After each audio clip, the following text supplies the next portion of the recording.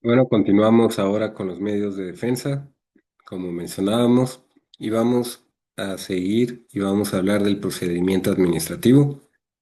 Y para esto vamos a ver una diferencia o vamos a hablar de la diferencia entre proceso y procedimiento.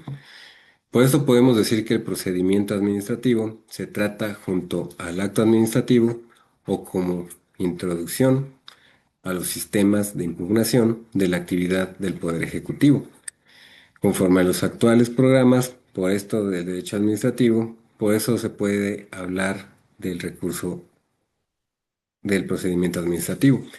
Y por esto podemos empezar diciendo que el procedimiento administrativo es la serie coordinada de medidas tendientes a producir y ejecutar un acto administrativo. En la doctrina, en la doctrina española se da la siguiente definición. Procedimiento administrativo es el cauce legal que los órganos de la administración pública se ven obligados a seguir en la realización de sus funciones y dentro de su competencia respectiva, para producir así los actos administrativos.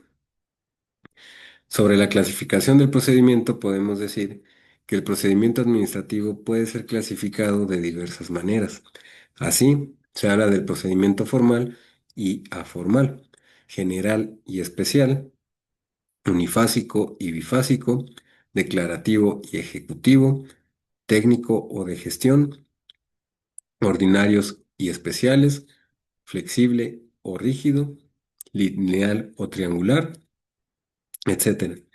El programa oficial adoptaba la siguiente numeración y puede ser interno y externo, previo y de ejecución, de oficio y a petición de parte. Ahora vamos a ver algunas características y requisitos del procedimiento administrativo, el procedimiento externo y las formalidades constitucionales. Las características del procedimiento administrativo varían según las diversas concepciones que del mismo se tengan, así como por cuestiones de índole política. Por nuestra parte, o por ahora aquí lo que estamos señalando en la materia, vamos a decir que existen las características de legalidad, que debe estar previsto o permitido en la ley dentro de la competencia del órgano, la eficiencia, que logre producir o ejecutar adecuadamente el acto, la gratuidad. Generalmente existirá esta nota, salvo que se trate de servicios públicos o actividad registral. La publicidad, que quiere decir que no existen los procedimientos secretos excepto en asuntos de seguridad nacional, diplomáticos o en que por razones morales deba también mantenerse reserva o secretamente.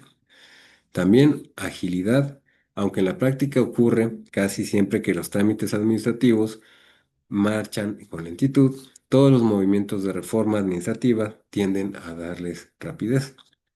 También equidad. Y esto se puede observar el principio indubio pro actione, y esto es que el procedimiento debe tender a lograr el resultado más favorable, el administrado o al particular. También los requisitos del procedimiento, que deben estar contenidos en la ley o disposición reglamentaria y ser técnicamente idóneos para emitir o ejecutar el acto, puesto que no existe en México un código o ley que regule de manera unificada los procedimientos administrativos. Se estará también a lo previsto en cada caso y siempre acatando lo que la Constitución Federal establece respecto al procedimiento. La anterior afirmación es válida a pesar de la Ley Federal de Procedimiento Administrativo, ya que ésta no contempla como objeto de la misma materia muy importantes que se mencionan anteriormente. Las formalidades o los requisitos que la Constitución Política señala, aplicables al procedimiento externo, son prácticamente los mismos que se indicaron a propósito del acto administrativo. Forma escrita, competencia del órgano, fundamentación, motivación, no retroactividad, no dejar en estado de definición al gobernado y efectuarse conforme a la ley. Ahora, Ahora, sobre las formalidades esenciales del procedimiento, podemos decir que la expresión formalidades esenciales del procedimiento, referida que ya mencionamos anteriormente, y podemos decir que se ha hecho extensiva a las otras ramas del derecho. También hay una total indefinición acerca de cuáles son esas formalidades. pero podemos indicar que son aquellas previstas en la ley para no dejar en estado de indefensión al particular. Y tales son como escuchar a éste y notificarle las decisiones que le afectan directamente con el propósito de que las conozca de manera fehaciente y en su caso puede impugnarlas a tiempo. Ahora, sobre la Ley Federal de Procedimiento Administrativo, podemos mencionar que la ley fue publicada en el Diario Oficial de la Federación el 4 de agosto de 1994 e inició su vigencia el 1 de junio de 1995.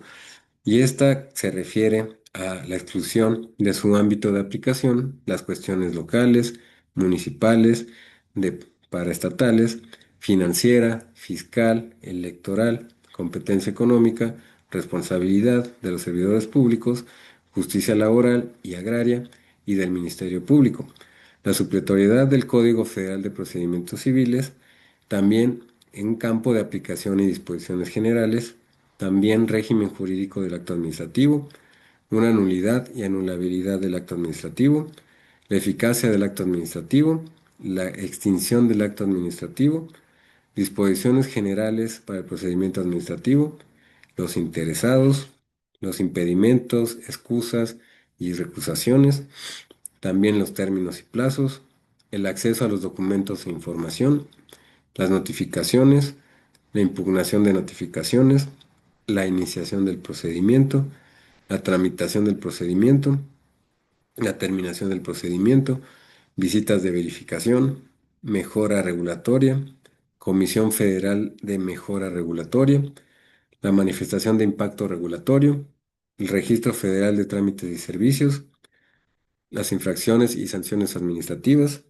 el recurso de revisión, y será materia de estudio en otro tema, el recurso de revisión. Y por esto podemos concluir aquí sobre esta parte de manera general sobre estos medios, pero ahora vamos a continuar hablando sobre la, vamos a hablar sobre la legislación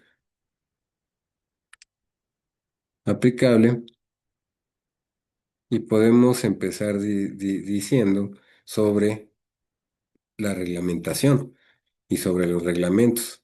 Y por eso es que vamos a empezar diciendo de esta legislación o reglamentación administrativa que, si bien semánticamente reglamento es un conjunto de reglas, normas, principios o pautas que rigen una actividad de expresión, está reservada a un cuerpo normativo de carácter jurídico y se le estudia como fuente del derecho y aparece en la pirámide jurídica abajo de la ley.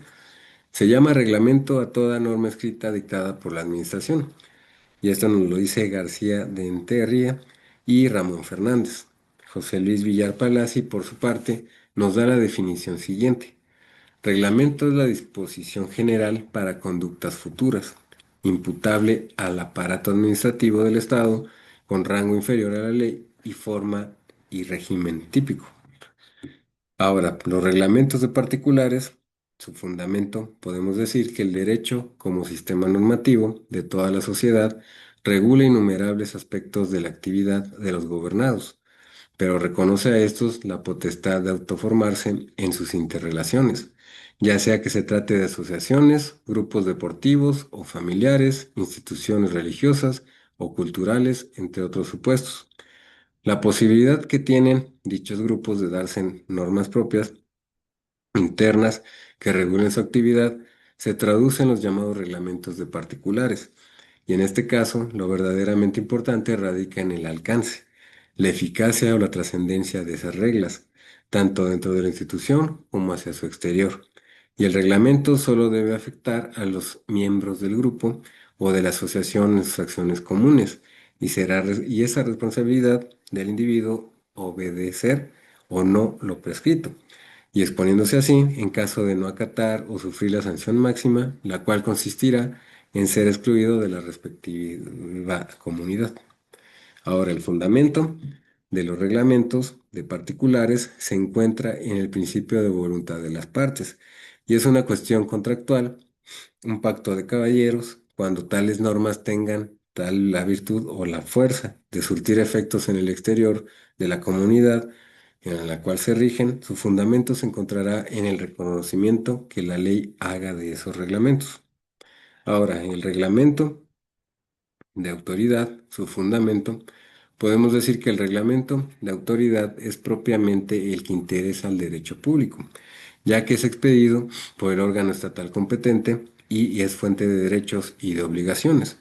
Tanto la legislación como la doctrina nacional y extranjera estiman generalmente al reglamento como un acto proveniente del Ejecutivo.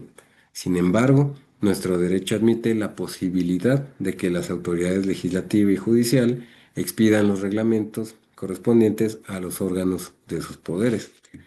El reglamento de autoridad es el emitido por un órgano público y que, creando situaciones jurídicas generales, tienen obligatoriedad y es ejecutivo y ejecutorio, de tal suerte que éste forma parte del orden jurídico positivo, en tanto que, según lo sabemos o se conoce, el de particulares pertenece al ámbito contractual privado. Ahora, hasta aquí vamos a concluir esta cápsula y en la siguiente cápsula vamos a empezar hablando también como fundamento de la actividad reglamentaria y vamos a mencionar algunas de estas características.